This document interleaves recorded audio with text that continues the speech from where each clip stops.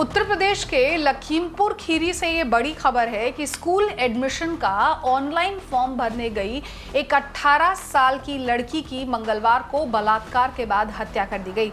ये लड़की सोमवार की सुबह अपने घर से निकली थी। उसके बाद से ये लगातार लापता थी। घर से करीब 1 किलोमीटर की दूरी पर तालाब के नजदीक इस लड़की की लाश मिली, जिसे कुछ जंगली जानवरों ने नुकसान भी पहुंचा रखा था। पुलिस ने इस मामले में अज्ञात लोगों के खिलाफ बलात्कार और हत्या का मामला दर्ज कर लिया है और बीते एक हफ्ते में लखीमपुर खीरी में दलित लड़की के साथ बलात्कार का ये दूसरा मामला है। स्कूल का फॉर्म भरने गई 18 साल की इस लड़की के साथ पहले बलात्कार हुआ और उसके बाद उसकी हत्या कर दी गई। ये दलित लड़की आगे पढ़ना चाहती थी, जिसके बाद स्कूल एडमिशन का फॉर्म भरने के लिए सोमवार को ये अपने घर से निकली थी।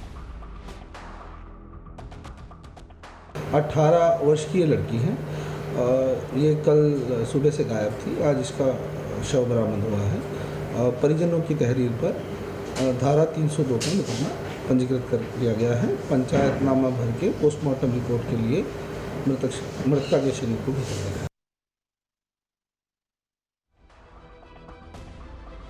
तो बेहद चौंकाने वाली खबर। बदमाशों के हौसले कितने बुलंद हैं ये भी उत्तर प्रदेश में किसी से छिपा नहीं है और एक ही हफ्ते में दूसरी बलात्कार की घटना लखीमपुर खीरी से काफी चौंकाती है, परेशान भी करती है। प्रशांत मेरे साथ ज्यादा अपडेट के लिए जुड़ गए हैं। प्रशांत, क्या कुछ और जानकारी आपके पास है? बेहद दुखद मामला यहाँ पर ये सामने आया है और ये खबर देखकर ही दिल झकझोर उठता है कि एक हफ्ते के भीतर दूसरी बलात्कार और हत्या की खबर आती है और पुलिस प्रशासन चुपचाप बैठा हुआ है। देखिए, ये सिर्फ एक जिले की बात है जो आपने कही।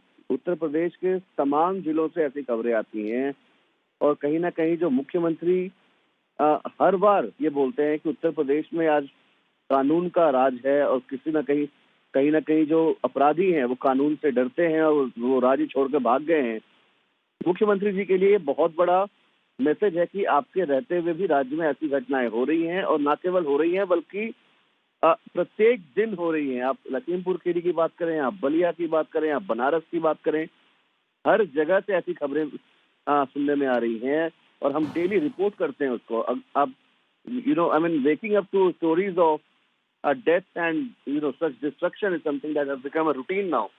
सो क्लियरली अगर हम इस इंसिडेंट की बात करें तो ये जो महिला थी, ये जो लड़की थी, वो अपनी ऑनलाइन फॉर्म भरने के लिए घर से निकली थी कल सुबह और पूरे दिन लापता रही। जब खोजबीन की गई तो इनका शव जो है वो एक तालाब के बगल से मिलता है। ये नीम गांव पुलिस स्टेशन है लखीमपुर खीरी में, वहां से वो मिलता है। अभी पुलिस का ये कहना है, एसएसपी से हमारी बात हुई, एसएसपी का ये कहना है कि एक एफआईआर लिख दी गई है पीड़िता के परिजनों के कहने पर और धारा 302 लगा दी गई है। मगर सबसे बड़ा सवाल ये है कि राम राज्य की बात करने वाली सरकार के हिल्म में रहने के बावजूद ऐसी घटनाएं दिन प्रतिदिन कैसे हो रही हैं और इसको रोका क्यों नहीं जा रहा है, और अगर रोका नहीं जा रहा है तो ये किस तरह से रुकेंगे। तो कहीं ना कहीं बड़ा सवाल लॉ एंड ऑर्डर पे खड़ा करता है।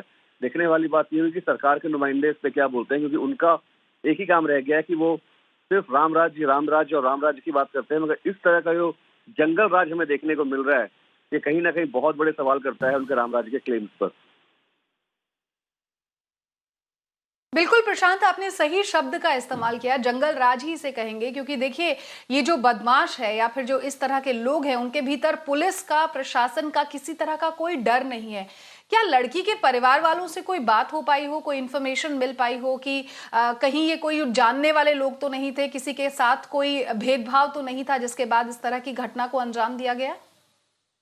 देखिए, अभी परिवार वाले जो हैं वो कहीं ना कहीं एक तरह से विचलित हैं, कहीं ना कहीं शॉक में हैं और उनसे अभी बात नहीं हो पाई है, उनसे संपर्क नहीं किया जा सका है। मगर अगर पुलिस की माने तो उनकी जो बातचीत परिवार से हुई है, परिवार वालों को ये कहना है कि किसी तरह की कोई दुश्मनी नहीं थी परिवार की, ना फिर इस पीड़िता की। तो ऐसा कैसे हो जाता है कि एक लड़की अपने भविष्य को संवारने के लिए, अपनी पढ़ाई पूरी करने के लिए ऑनलाइन फॉर्म भरने जाती हैं और राज्य का कानून व्यवस्था इतना निरस्त हो चुका है कि एक लड़की को बचाया भी नहीं जा सकता है। तो ये कहीं ना कहीं, जैसा कि मैंने कहा, कि सरकार को जवाब देना पड़ेगा। ये अलग बात है कि वो जवाब नहीं देते हैं। अगर आप खबर चलाएं तो वो आप पे मुकदमे भी करते हैं, मगर सरकार को जवाब देना पड़ेगा और सरकार को की जवाबदेही बनती है, न केवल सरकार की बल्कि उत्तर प्रदेश के मुख्यमंत्री ही वहां की गृह मंत्री भी हैं, वही होम मिनिस्टर हैं और उत्तर प्रदेश की पुलिस उनको रिपोर्ट करती है। तो कहीं ना कहीं जवाबदेही सीधी मुख्यमंत्री आवास पे जाके बनती है। और कब तक ये जवाब आता है, कब तक हमें ये देखने को मिलता है कि उत्तर प्रदेश में ऐसी घटनाएं कम हो या बंद हो, ये तो समय ही बताएगा। मगर ये जो घटनाएं हैं ये विचलित करने वाली घटनाएं हैं और कहीं ना कहीं दिन प्रतिदिन हो रही हैं और हमें दिन प्रतिदिन ऐसी घटनाओं को रिपोर्ट करना पड़ रहा है। बिल्कुल प्रशांत, बहुत बहुत शुक्रिया आपका इस तमाम अपडेट के लिए। जाहिर तौर पर विचलित करती हैं यहाँ से आने वाली ये तस्वीरें और ये खबरें, और सवाल के जवाब यहाँ पर खुद मुख्यमंत्री योगी आदित्यनाथ के साथ साथ उनकी सरकार को भी देने होंगे कि जिस राम राज्य की बात वो करता है या जिस उत्तर प्रदेश में वो ये कहते हैं कि अब गुंडों बदमाशों का जोर नहीं चलता है, सब पर काबू पर कर लिया गया है, इस तरह की खबरें जो है इस पर जवाब उत्तर प्रदेश की सरकार को देना होगा। फिलहाल एक छोटा सा ब्रेक, जल्द हाजिर होते हैं।